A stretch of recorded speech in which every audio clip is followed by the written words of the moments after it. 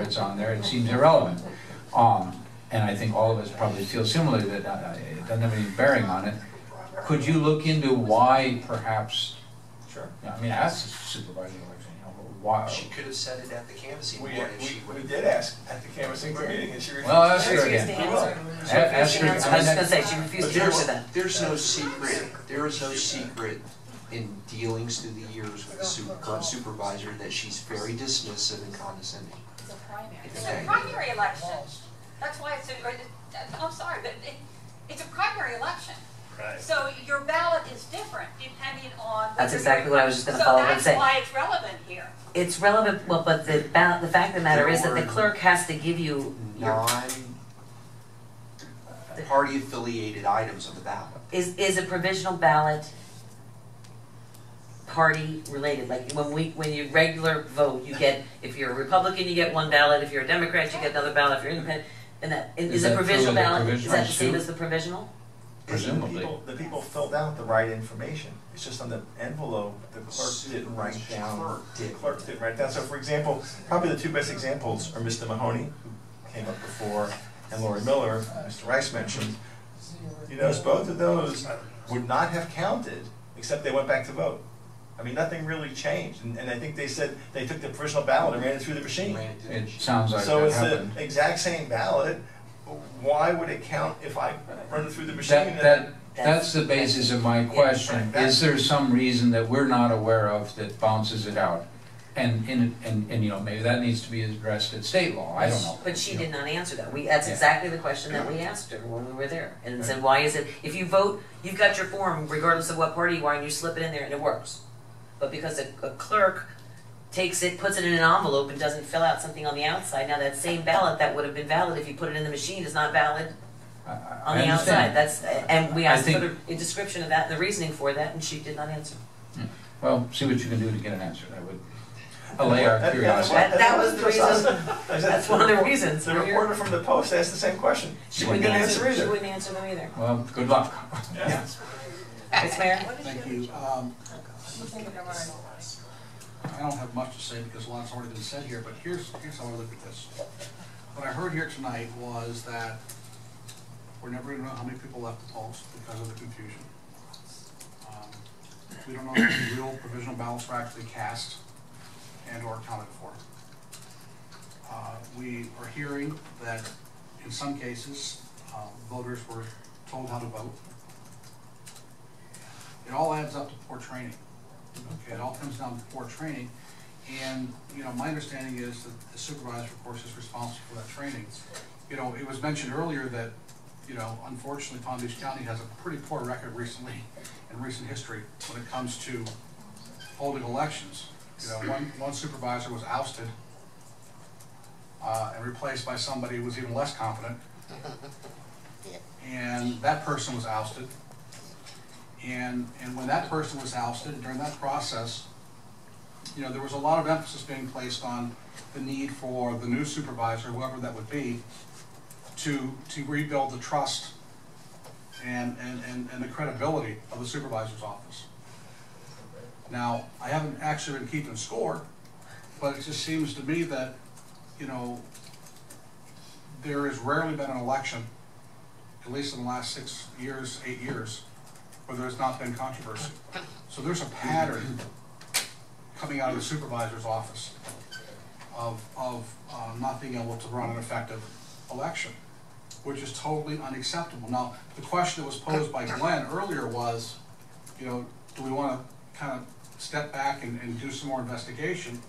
And while my gut tells me, yeah, maybe that's what we should do, there's another side of me that says, are we really the ones qualified to do it? Should somebody else be doing the investigation? Should it be perhaps, I don't know who has jurisdiction.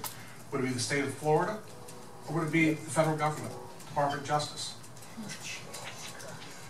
It probably wouldn't be the Department of Justice, only because I haven't heard anything that it's been based on race, for example. Okay. I mean, if it was, then you get the Voting Rights Act involved. From the state level, not really sure. It might be the Attorney General's office, might be the Secretary of State who oversees the elections. those would be two avenues to, you know, let's assume we put together the facts. I think you're all indicating, gather the facts, get a list of concerns. Then I guess the question is, then now that we have that list, what do you do with it? And then, as again, there's 3 or 4 avenues. One might be a lawsuit. One might be filing all those facts with the Attorney General and request that they investigate it. One might be filing with the Secretary of State, request they investigate it. Those would be the 3 most viable options to look down the path. So, I mean, what I'm sensing is that at your next meeting, we should come back with maybe some more information and do some more research. Because remember, this was all only, what, 10 days ago, the election? And we have been careful to do some research, but not go crazy, because we haven't heard how much you want to go forward on this. So I'm still not going to go crazy, but we'll dig a little more. We'll do some more research and be able to report back again. You know, I think you have another meeting Tuesday. You know, be ready to report a little bit more information on Tuesday. And we keep going along this process. Thanks, Mike. Thank you. I think what I'm really getting at is, I think it's already been alluded to, what we're really looking for here is to identify what the true processes are for all to see, so we understand them clearly. And number 2, make sure that going forward that those processes are followed. That's all we're really looking for. Okay, regardless of who has that position, you know, and that's really what we're looking for. And that's why I'm asking about, you know, who should be conducting the investigation? Should it be one local municipality, or should it be somebody that is really knowledgeable on election law? Somebody that, you know, that's why I'm asking, you know, should we be reaching out to another agency to come in and give them what little we have at this point? I don't know. I'm really not sure you have enough now to get another agency, because you're close to the ground. It's always that local agency versus the bigger agency. Bigger agencies generally have bigger budgets, more expertise, but they also have bigger jurisdiction. They're covering the entire state of Florida. Where will this fit on their priority list? When will they get to it? If you give them more information, it makes their job easier. It's like anybody else. If I give you all the ingredients and say bake the cake, that's a lot easier than saying, okay, go to the store and buy the ingredients and bake the cake. And by the way, you need to get the money to bake it too, to get the ingredients. So the more you can give them, I think the better chance there is that they may actually take it and run with it. Okay, thanks. Commissioner Zerine? Thank you, Mayor. I would like to see if this commission has an appetite to ask, as far as Lake Worth, reaching out to the other cities then to take an initiative on this to collect at least that kind of feedback. That was exactly what I said. I agree. So are we all? Yes. Yeah, I have no problem. Yeah, consensus. And reaching out to other cities to see what their experiences were as well. Okay. Commissioner Eklund. Thank you, Mayor. I was going to ask, Glenn, you mentioned bringing something back to the next meeting. Would it be, I mean, I think it would add strength to any list that we come up with. These are the things that our community seems to have observed. This is not necessarily a legal document, but an informal, here's what we heard quite a bit of. And that we all bless that with some sort of vote or something. I don't know what the right procedure. Is that realistic that you could come up with that list based on what we've heard for next Tuesday? Definitely a preliminary list, because we're taking all these notes, just putting these notes into categories and saying, Yeah. okay, provisional ballots, these issues, this is what we heard, you know, frustration, people being turned away, we heard numbers 6 here, 12 there, 40 to 50 here. You know, I think I can put that and maybe work with Pam together. We can put, sorry Pam, but you know, work together. So we She's enlisted with you. work together to come up with at least a list. And again, we're not going to pull a miracle by Tuesday and say, okay, here's this. No, but we can make another step down the road. Yeah, I think that would be helpful, and then we can all look at it and say, yeah, that's pretty much what we all heard, and your list is blessed, and go forward with it, or whatever.